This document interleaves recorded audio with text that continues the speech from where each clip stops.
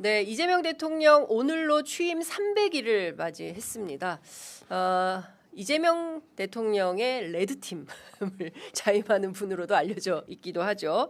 국회 재경위 소속 더불어민주당 김영진 의원과 함께 다양한 정치 현안 여쭤보도록 하겠습니다. 어서 오십시오, 의원님. 네, 김영진입니다. 네, 레드팀 맞아요? 레드로부터 좀 벗어나고 싶습니다. 저도 블루 좀 하고 싶어요. 블루 좀 하고 싶어요. 이제는 블루가 되고 싶은. 네, 김영진. 그럼 한 번 레드는 영원한 레드라고 알고 있습니다. 네, 아니 근데 필요합니다. 네. 네, 필요한 거고요. 일단 그 벌써 300일이에요. 그래, 오늘이 딱 그 이재명 정부 출범 300일이에요. 예. 그래서 아마 어제 일요일이라서 네. 청와대에서도 아마 300일을 기억하며 네. 그 아마 많은 청와대 식구들이 예. 한번 화이팅 해왔고 앞으로도 화이팅하자 해서 예. 혹시 밥을 먹었지 않냐라는 얘기가 있습니다. 밥을 네. 밥은 매일 먹는 거 아닙니까? 기념하는 아니, 밥이겠죠. 기념밥. 기념밥. 300일 기념밥을 예. 뭘 먹었대요? 모르겠죠, 뭐 그거는 알아서 먹겠죠. 그건 뭐 강훈식 비서실장이 예. 알아서 사지 않았겠습니까? 아, 강훈식 비서실장이 샀대요? 그럼 원래 저희 300일 기념일 비서실장이 사는 거 아닙니까? 대통령이 사는 거 아니에요? 대통령은 바쁘니까. 아, 그렇구나. 그래서 어제 또 제주에 가시고 오늘 또 제주에서 도민들과의 대화가 도민과의 대화에 있으니까요. 예, 있으니까 강훈식 비서실장을 중심으로 해서 청와대 인사들끼리 밥도 먹었다. 네. 그런 얘기가 있습니다. 그런 얘기가 있다. 네네. 알겠습니다. 뭐 그 정도는 다 곧 알려질 것 같아요. 굳이 보안에 붙이지 않더라도. 그 의원님께서 지난 300일을 평가하면 어떤 것 같으세요? 사실은 금방 지나간 것 같아요. 음. 그 계엄과 탄핵 그런 다음에 대통령 보궐선거를 통해서 집권한 거 아니에요. 네. 그 인수위 없이 진행을 하고 예. 또 국제 그 정세나 경제도 상당히 어려운 가운데 속에서 집권을 했는데 네. 키워드로 회복과 성장 그리고 AI 대전환 네. 국가 대대역의 길 이렇게 해서 크게 어젠다를 가지고 진행을 했는데 거시적으로도 잘 잡았고 미시적인 과제들도 잘 이루어지지 않나 생각이 들어요. 코스피 5천도 대선 때 공약이어서 저게 정말 될까? 이런 의문이 있었는데 네. 원래는 코스피 5천이 임기 내 5천이었는데 그러니까요. 1년 이내 5천이 되면서 네. 코스피 5천 위원장을 맡은 오규영 의원이 상당히 곤혹스러워했어요. 왜요? 너무 이름을 바꿔야 되잖아요. 그러네. 코스피 5천 위원장 이름을 예. 바꿔서 예. 자본시장 어쩌고 저쩌고 위원장으로 이름을 바꿨죠. 이름까지 바꾸고 바꿨죠. 명칭을 변경했다. 그래서 오규영 의원이 사실은 너무 잘했어요. 근데 저는 어쨌든 현장을 다니면서 여러 시민들을 만나는데요. 국무회의 라이브 너무 잘했다. 그러니까 뭔가 투명성이 담보된 그 정부다 보니까 의심하지 않고 저 사람들 꾸준히 뭔가를 하고 있구나라는 게 실시간으로 확인이 되니까 엄청난 신뢰 자산이 생긴 것 같아요. 맞아요. 그러니까 뭐냐면 마치 정치와 행정이 네. 대통령 높은 사람이 그냥 하는 것에서 그러니까. 시민과 국민이 참여할 수 있고 예. 보면서 국무위원도 잘못하면 대통령한테도 혼나네. 이게 제가 보기에는 깨지네. 이게 그 카타르시스를 느낀 것 같아요. 예. 그런 다음에 능력 있는 장관과 실력 있는 장관이 누구네. 이렇게 해서 18명 장관을 보면서 네. 이제 구분이 되는 거죠. 예. 그게 좀 있었다 이런 생각이 들더라고요. 그러니까요. 예. 그래서 뭐 이전 정부에서 윤석열 정부 있었지만 장관을 연임한 송미령 장관도 아주 네. 잘했다 이런 그쵸. 얘기가 나왔고 예. 또 새롭게 들어간 장관 중에 뭐 산자부 장관 이런 분들이 대단히 실력 있고 능력 있는 사람이네. 네. 뭐 이런 얘기들이 지역에서도 그쵸. 보면 예. 국민의 속에서도 나타나는 것 같아요. 특히 관세 협상식에 아마 그런 부분들이 좀 두드러지게 나타나지 않았나. 예. 한마디 윤석열 대통령이었으면 어떻게 한미 관세 협상을 했을까? 그렇죠. 에 대한 그런 비교가 좀 많이 있었어요. 예, 네. 그런 것 같아요. 네. 관세 협상, 그다음에 특히 이제 지금 이란 전쟁, 이란 전쟁, 이런 등등. 근데 정말 예측하기 어려운 그 현실적 어려움이 난관이 계속 닥치는 것 같아요.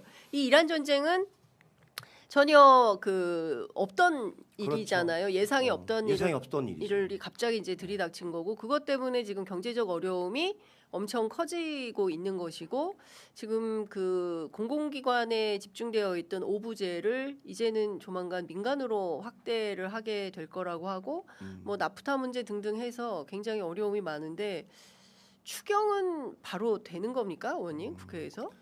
핵심적으로 보면은 뭐 추경은 예정대로 진행이 될 것 같아요. 네. 현재 상황이 제가 재경이 있었기 때문에 작년에 우리 경제 성장률이 1%였거든요. 그래서 올해는 회복과 성장의 모멘텀을 만들어서 2% 성장으로 간다 이렇게 설계를 했어요. 현실적으로 가능했었고. 네. 그런데 갑자기 중동 전쟁이 터지면서 저번 주에 그 여러 연구 단체에서 올해 경제 성장률이 0.4% 다운될 거다. 1.7% 정도 예측하고 있어요. 한마디로 대단히 위험한 신호가 지금 오고 있거든요. 이 중동 전쟁이 계속되면 네. 거시 경제 측면에서 경제 성장률 1.7%도 방어하기가 쉽지 않은 국면이 올 수 있어요. 그래서 사실 이번 전쟁 추경은 그런 부분에 있어서 예. 조금 그 막아주는 게 있는 거죠. 예. 그 경기의 추락, 그다음에 일종의 서민경 방파제 역할을. 방파제 부분적으로 해주는 거예요. 예. 한마디로 경기의 후퇴를 예. 근본적으로 막을 수는 없어요.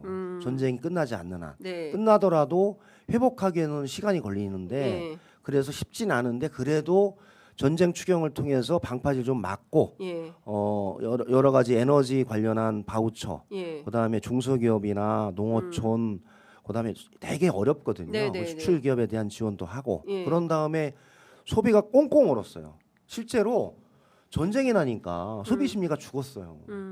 아, 이거 불안한데 그렇죠.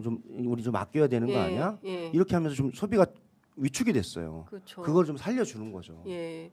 그래서 제가 보기에는 전쟁 재난지원금의 취지가 그런 거다. 네. 그렇게 해서 저는 지금 그런 방향을 잡았으면 속도가 중요하잖아요. 예. 그러니까 빨리 하는 게 필요하다. 예. 그런 생각이 들어요. 국민의힘이 협조해야 되는데. 그래서 국민의힘도 제가 보기 지역 내려가 보면 네. 지금 제가 말씀드린 상황은 대구 경북이나 부산 울산 경남이나 네.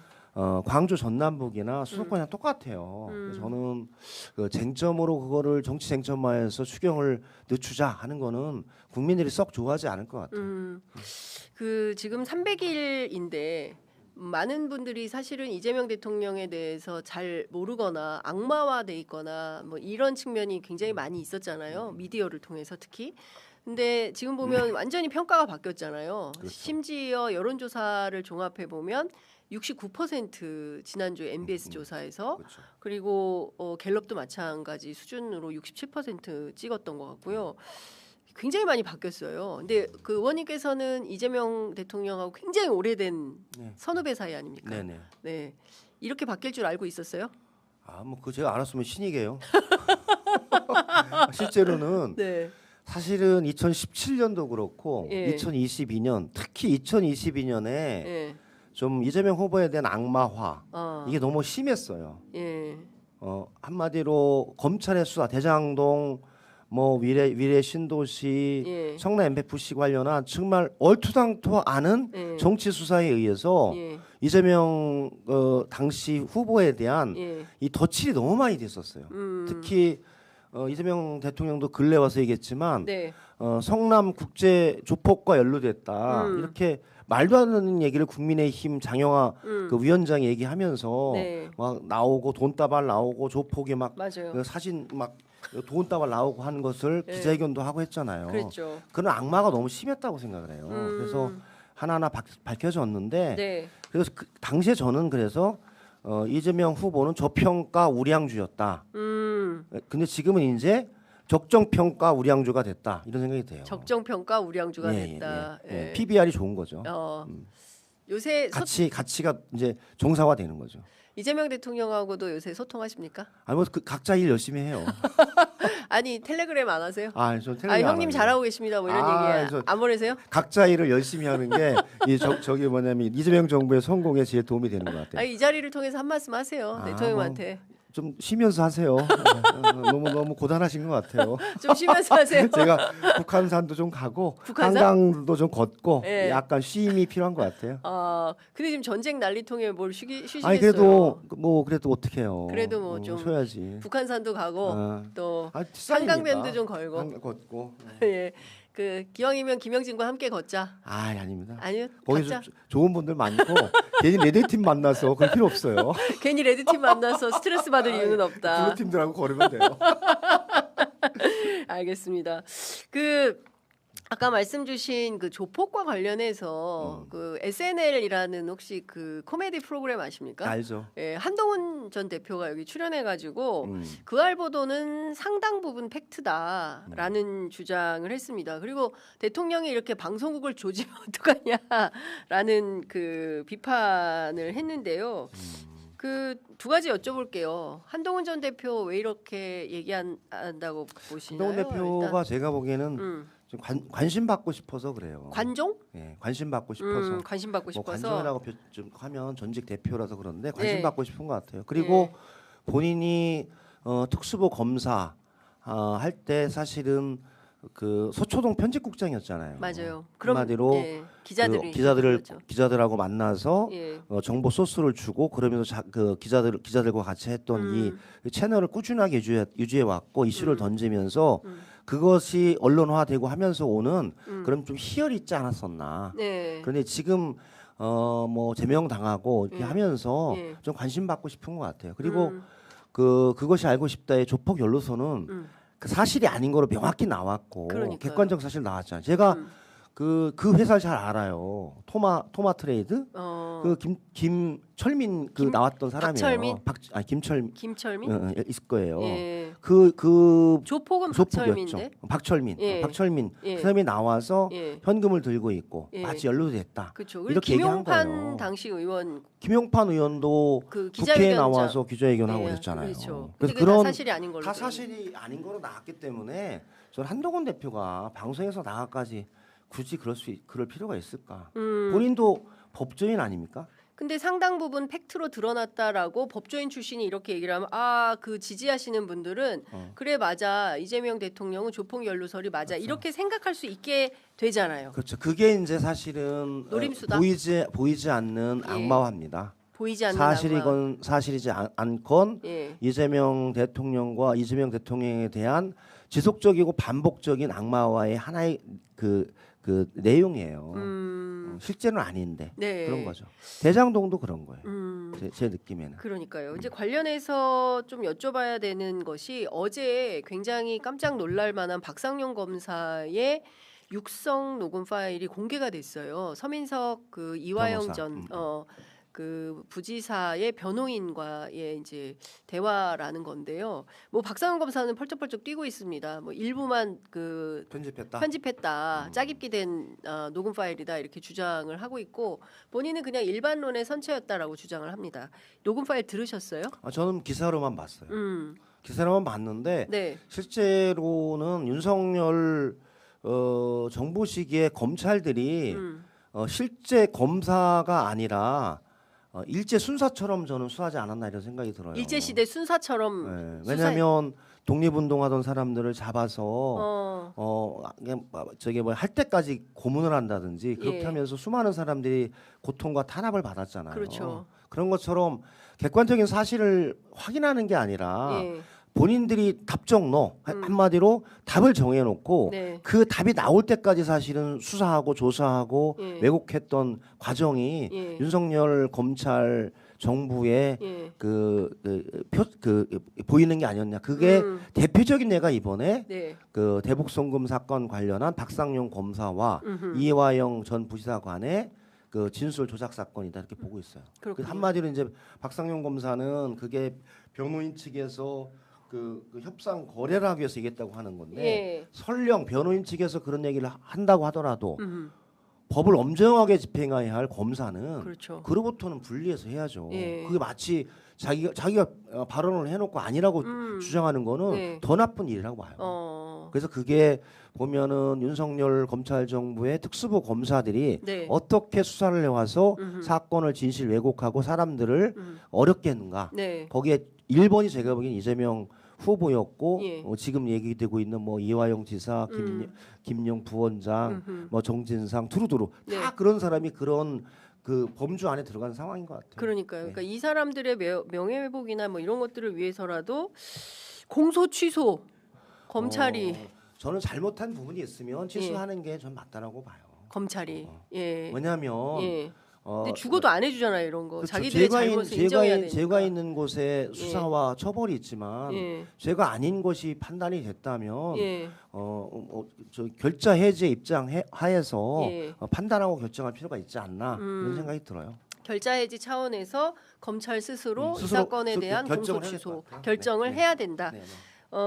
어쨌든 지금 국정조사가 시작이 됐기 때문에 국조특위 차원에서도 여러 가지 사실관계들이 이제 또 나올 텐데 그에 더 나오기 전에 미리 선제적으로 검찰이 공소 취소하는 게 맞다. 예, 뭐 전 진행하는 게 맞는데 검찰이 그럴 리는 없는데 네, 그래서 저기 국정조사를 통해서 예. 이런 박상용 검사 같이 그 허위 조작 진술을 기반으로 예, 이화영, 이재명 당시 지사를 엮어서 예, 만들려고 했던 것에 대한 객관적인 사실 확인하고 네, 그에 따라서 제가 보기에는 뭐 공소 취소든 아니면 취하든 그 결정들이 필요하다 그렇게 보고 있습니다. 그러니까요. 네. 예, 검찰이 그동안 한 번도 그러지 않았는데 이번에는 그런 모습을 보여줄지 저희가 확인을 좀 해봐야 될 것 같고요. 오늘 김부겸 전 총리가 드디어 대구시장 출마 기자회견을 합니다. 잠시 후 오전 10시에 국회에서 또 오후 3시엔 또 대구에 가서 이제 각각 하게 되는데요. 어떻게 보세요? 전 김부겸 총리가 정말 대의에 자기의 희생을 하면서 전 출전했다 이런 생각이 들어요. 사실 국무총리를 끝으로 더 이상 정치를 하지 않겠다 네, 하고 은퇴해서 양평에서 쉬고 있었지 그러니까요. 않습니까? 예, 근데 도저히 김부겸 총리가 아니면 네. 이 대구에서 예. 새로운 길을 열 수 없다. 한번 좀 해달라라고 하는 대구에 있는 지지자들, 대구 시민들 그리고 민주당의 요청에 대해서 저는 역사적인 결단을 했다. 너무 감사하다 이런 생각이 들어요. 그래요. 예. 예. 한마디로 이렇게 저는 어려운 곳에 나가는 게 저는 지도자다 이런 생각이 들어요. 어려운 곳에 나가서 도전하는 게 도전하는 거죠. 지도자의 뭐 길이다. 대표나 총리나 예, 뭐 이렇게 역임했던 분들이 예. 누가 나가도 이런데 이기는 데 나가서 예. 내가 하겠다 예. 하기가 좀 그런 것 같아요. 그거는 이게 민주당 정치, 민주당 정치인 이렇게 민주당다운 해야 돼요. 정치다. 네, 그렇죠. 예. 김부겸 총리처럼 예. 정말 어려운 곳에 가서 한번 해봐서 예. 길을 열고 음. 같이 하고 있는 후배 네. 도의원 시의원들에게도 예. 정말 우리도 한번 해보자라는 그 힘을 줘야죠. 아니 대표 총리 출신들이 다 이길 수 있는데 나가서 한다고 하면 좀 그렇지 않아요? 모양이 많이 빠지죠. 우리 민주당은 예. 그런 사람을 기억하지 않습니다. 민주당은 그런 사람. 기억하지 않습니다. 그런 사람들이 누가 있었죠? 주로 호남에 주로 출마한 분들 얘기하는 것 같은데 뭐 언급은 하지 않겠습니다. 잘 생각해 보면 있을 겁니다. 네, 수도권에서도. 아니 뭐 저희가 좀 방송에서 언급하기는 좀 그렇지만 그 김부겸 총리는 그럼 이번에는 어떻게 보세요? 성공 가능성이 얼마나 있다고 워낙 저는 전략가시니까. 객관적으로 보면 높지 않다고 봅니다. 객관적으로 네, 이번에도 쉽지 당선 않다. 가능성은 쉽지 않다. 쉽지 않다. 왜 그렇게 보세요? 사실은 예. 대구는 예. 보수의 중심이에요. 그래서 대구 경북에서 판단할 거예요. 만약 이번에 17개 중에 우리가 다 지면 우리 보수 정당과 보수 정당에서 일하는 우리 아이들은 어떡하냐? 이게 있을 거예요. 대구 사람들이 그래서 저는 국민의힘에 종사하고 있는 우리 애들은 어떻게 할 어떡하냐 거냐. 그런 거 있는 거예요. 그래서 그런 마음이 있는데 예. 그 마음이 예. 김부겸도 우리 아이다 이런 생각이 드는 게 저는 필요하다고 봐요. 김부겸 김부겸 그 총리는 경북고등학교 졸업생 아니에요. 네. 경북에서 정말 어린 시절을 보았고 경북의 대구의 발전을 예. 정말 뼛속 깊이 원하는 사람. 예. 즉 대구의 아들 김부겸도 예. 이제 우리의 아들이다 이렇게 보고 저는 마음을 열어주는 것. 네. 전 이렇게 됐을 때 저는 이길 수 있다 이렇게 봐요. 근데 지금은 그런 마음이 조금 열린 것 같아요. 대구 사람들이. 네. 예. 야 이거 장동혁 그다음에 국민의힘 니네 이거 너무하는 거 아니야? 예. 이제 너희들 한번 따끔하게 회초리 한번 맞고 예. 다시 한번 도전하라. 이런 기회를 김부겸 총리한테 주지 않을까. 예. 그리고 김부겸이 대구 시장이 되면 네. 김부겸의 미래도 열리고 전 대구의 미래도 열린다고 봅니다. 근데 그 말씀 주신 대로 국민의힘은 지금 막 그 너무 출마자들이 많지 않습니까? 이 가운데 뭐 이준숙 후보자 같은 경우에는 컷오프 됐기 때문에 지금 가장 유력한 주자는 주호영 저희 누구지? 추경호 의원 가능성이 제일 높다. 이제 주호영 의원이 무소속으로 출마를 하게 되면 3파전이어서 김부겸 전 총리에게 유리할 수 있지만 반대로 무소속 출마를 안 하면 양강구도가 되면 어렵지 않겠냐라는 분석 어떻게 보세요? 그 김부겸 총리는 주사위는 던져줬어요. 그래서 2강이든 3강이든 네. 연연하지 않고 김부겸 총리의 그 능력과 예. 힘으로 저는 돌파해야 된다. 한마디로 3자 구도는 약간의 변수지 김부겸 총리가 이길 수 있는 네. 필요 충분 조건은 아니에요. 그리고 그렇게 되지도 않을 거고. 예, 예. 그래서 저는 그게 너무 기대할 필요는 없고요. 예. 정말 지금 변화된 대구 민심에 부합해서 김부겸 총리가 뛰고 또 그래도 집권 여당 아닙니까? 네. 그러면 대구 시민들이 원하는 핵심적인 사업들을 우리가 뒷받침해 줘야죠. 한마디로 대구 경북 통합을 통해서 통합이 좀 무산됐잖아요. 네. 전 그에 준하는 지원들을 대구에 해야 된다 이렇게 봐요. 한마디로 뭐 대구 신공항 이전이 대구 발전의 핵심적인 요치 아닙니까? 네. 대구 시내에 있는 걸 이전하고 그렇죠. 그 자리에 뭐 혁신 산업이나 여타 부분들 하는 거. 전 그거를 우리 정부에서 적극적으로 지원하고 또 대구의 핵심 산업인 로봇 산업이라든지 대반의 일자리를 만드는 사업들을 전폭적으로 지원해 나가면서 김부겸이 제가 보기에는 이재명 정부와 함께 그 일을 만들겠다라고 하는 비전을 주는 게 필요하다 이렇게 봐요. 예. 이제 그렇게 되면 대구 전 시민들이 대구 시민들이 이게 대구의 자존심도 있고 또 대구의 미래를 네. 대구의 정말 아들인 김부겸이 해결해 나가지 않나라는 것에서 마음을 열 것이다. 그래서 저는 거기에 저는 김부겸 총리의 승리의 가능성을 만들 수 있지 않나 이렇게 보고 있어요. 그렇군요. 정치적인 논쟁으로는 제가 보기에는 쉽진 않아요. 저 정치적 논쟁은 안 했으면 좋겠어요. 정치 논쟁은 필요 없다. 네, 필요 없다. 오로지 그 여당이 지원할 수 있는 대구 경북 발전, 발전과 김부겸 총리가 시장이 되면 예. 김부겸의 다음 스텝은 뭡니까? 다음 스텝은 뭐예요? 뭐겠까요? 새로운 미래가 열리겠죠. 음. 김부겸의 미래도 예. 대구의 미래도 좀 그렇게 봐요. 그래서 정말 역사적 결단을 한 어려운 적에 가는 우리 당의 대표급 총리 아닙니까? 저는 지도자는 그런 데 가야 된다고 봐요. 그러니까요. 뭐 이상하게 잘 되는 데 가면 안 됩니다. 자꾸 누군가를 지목하는 것 같아가지고. 아닙니다. 네. 그 이명박 전 대통령이 오늘 중앙일보하고 인터뷰를 했어요. 네네. 보수는 참패했다. 이거 우리 인정하자라고 이제 몇 바닥의 그 기사를 썼는데 혹시 네, 보셨습니까? 봤습니다. 어떤 점이 좀 느껴지셨어요? 왜 지금 이명박이 등장했다고 보십니까? 이명박 그 대통령이 좀 보수를 보니까 한심한 거죠. 그리고 이렇게 놔두면 네. 아마 보수가 괴멸할 거다. 예. 여기엔 위기 의식이 있어서 저는 인터뷰를 했다 이렇게 보고 있어요. 그리고 실제로는 네. 보기보다 국민의힘의 주요 정치인은 대부분 친이가 많습니다. MB계가 많다. MB계가 다수입니다. 친박계 많지 않아요. 이정현 의원이 친박계 대표만. 그게 이제 지금 부활을 꿈꾸는데 부활을 꿈꾸는 친박계. 실제로 보면 2002년 이후로 예. 2007년 이명박 대통령 이후로 예. 국민의힘의 다수 정치인의 주류는 MB계였어요. 그리고 MB계는 그 이후에도 항상 MB와 같이 그 모임을 하면서 네. 유대를 가지고 시스템을 유지해왔던 유일한 정치 집단이에요. 모르셨죠? 보수의 핵심이 MB계가 지금 보수 핵심이 MB계예요. MB계가 장악을 한 거다. 근데 이 MB계가 지금 다 흩어져 있지 않습니까? 그렇죠. 어. 그러다 보니까 이제 그 모임을 꾸준히 예. 해왔던 예. 이명박 대통령이 예. 일선에 나왔다 이렇게 봐요. 도저히 이대로는 안 이대로는 되겠다 안 되겠다. 싶어서 자기가 머리띠를 메고 다시 한번 출전했다라고 봅니다. 이명박의 출전이다. 보수가 이대로 괴멸되면 안 되겠다. 제가 보기에는 장동혁 대표가 하는 이 상황 자체가 예. 보수에서 봤을 때도 도저히 이해가 안 되는 행위예요. 예. 그러니까 이렇게 놔두면 완전히 보수가 괴멸한다.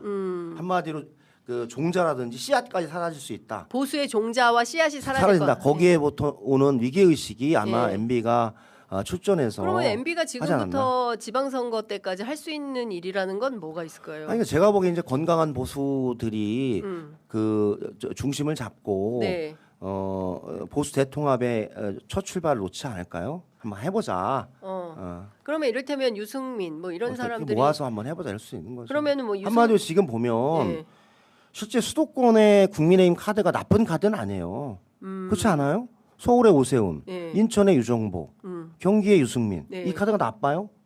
전 제가 보기에는 상당히 뭐냐면 내용이 있고 네. 실력 있는 카드들이에요.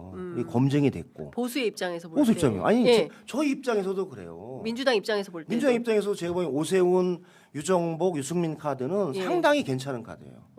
그리고 그 사람들이 민주당을 위협할 만한 카드입니까? 위협할 만한 카드예요. 그러면 이를테면 그 지금 깃발을 이제 MB가 들고 야 이대로는 안 되겠어 다시 뭉쳐봐 니네 해서 선수들을 규합해서 지방선거를 직접 자기가 진두지휘하려고 그러는 지금은 겁니까? 뭐 대통령이 일선에 나서진 않겠죠. 예. 할 수는 없는 거니까. 뭐 그런데 후배를 시키겠죠. 메시지를 준 거 아니에요. 예. 한마디로 패배를 인정하자, 참패를 인정하자. 그 이후 우리를 좀 되돌아보고 네.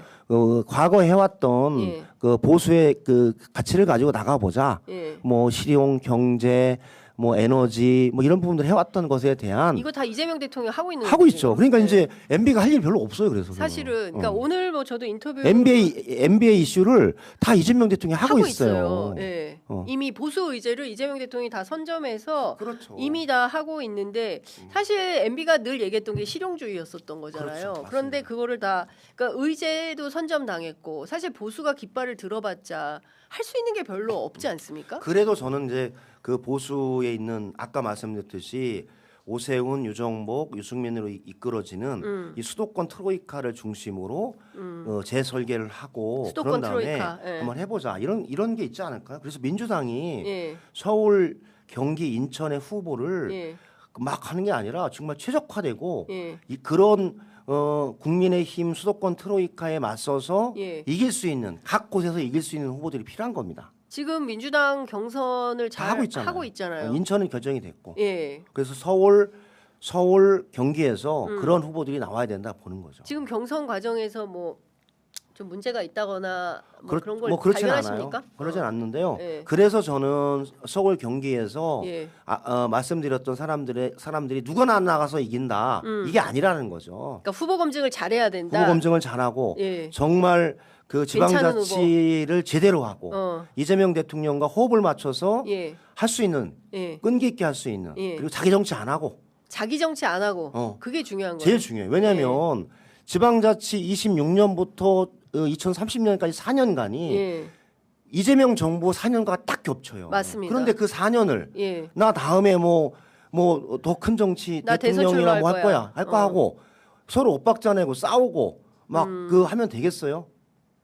전 그게 제일 우려되는 지점이에요. 지금 후보자를 결정하는 데 있어서 제일 중요한 것은 자기 정치하지 않고 2030년까지 이재명 정부와 성공을 발맞춰서 맞는 거예요. 그래야지 제가 보기에는 28년 총선 30년 대선이라고 하는 중요한 길목에서 예. 이재명 정부의 성공을 통한 국민적 평가와 신뢰에 기반해서 정권 재창출할 수 있다. 네. 이런 과정이죠. 근데 그 짧은 4년의 시기에서 예. 자기 마음대로 하고 자기 정치하고 대통령과 엇박자 나고 하면 저는 그거는 우리 지방자치도 손해지만 예. 우리 더불어민주당 이재명 정부도 예. 어려움에 빠질 수 있다 이렇게 보고 있는 겁니다. 그러면은 일종의 총로선과 전략을 좀 잘 짜서 당이 이끌고 가야 될 것 같은데. 저는 그런 견지에서 말씀드리는 겁니다. 그러면 8월 전당대회도 매우 중요하겠어요. 8월 전당 이거 1차적으로 보면 이제 이번 지방선거가 제일 중요하고 그런 다음에 네. 8월 전당대회도 저는 민주당은 치열한 경선을 항상 해요. 네. 하지만 경선 이후에는 원팀으로 간다. 이걸 네. 견제하면 되는 거예요. 예. 저는 가장 우려하는 게 과거 국민의힘이 친이 친박 논쟁으로 당이 깨졌거든요. 그게 지금 그게 오늘의 지금 여기까지 온 온 상황이에요. 거예요. 여기까지 왔어요. 왔어요. 친이 친박이 결국. 서로 쳐다보지도 않는. 예. 그럼 안 되잖아요. 예. 그래서 저는 금도를 가지고 했으면 좋겠다 이런 생각이 드는 거죠. 그래서 좀 아쉬운 게 저는 그래서 유시민 전 보건복지부 장관의 ABC론, 그다음에 김어준 대표의 뭐 공소취소 거래설, 제가 보기엔 도움이 안 되는 거예요. 저는 그만했으면 좋겠어요. 네. 저희 그만해야 되는데 자꾸 그런 얘기 꺼내십니까? 아니, 그만했으면 좋겠어요. 더 이상 가면 안 된다. 그러니까 그래요. 그래요. 어려워요. 그런 얘기하면. 하면 안 돼요. 알겠습니다. 네. 아이 갑자기 그 얘기를 하셔가지고 33분 지나고 있어가지고 사실은 의원님한테 이제 그 지방선거 전략을 좀 여쭤보려고 하는데 다음 순서 와 계셔서 끝으로 요거 한 가지만 딱 여쭤보고 마무리하겠습니다. 그래서 이번 지방선거에서 그 보면 영남권까지 부산, 경남, 울산 포함해서 대구, 경북 포함해서 민주당이 다 승리할 거다라는 낙관론이 있는 반면 영남은 여전히 어려울 것이다라는 비관론이 있습니다. 어떻게 보세요? 저는 낙관론과 비관론의 가운데 정도. 애매합니다. 아닙니다. 왜냐하면 네. 제가 2018년에 전략개혁위원장으로 선거를 했었잖아요. 예. 그때가 대구, 경북과 제주를 빼고 14개를 다 이겼어요. 맞아요. 예. 그 전략개혁위원장이었는데 그래서 정말 너무 기분이 좋았어요. 근데 전략위원장으로서. 대구, 경북은 진짜 어려워요. 부울경도. 그래서 예. 저는 부울경 선거만 잘하는 것이 부울경 선거와 대구 시장 선거 이기는 게 아니다. 한마디로 예. 수도권과 전체에서 더불어민주당 이재명 정부가 제대로 전략을 짜고 대응해 나가야지 예. 부울경과 대구를 이긴다 이렇게 보는 거죠. 그거 미시적으로 거기 잘한다고 네. 절대 그렇지 않아요. 지역적 뉴스가 아니다. 지역적 뉴스가 저는 전국적으로 예. 전체적으로 보면 우리가 예.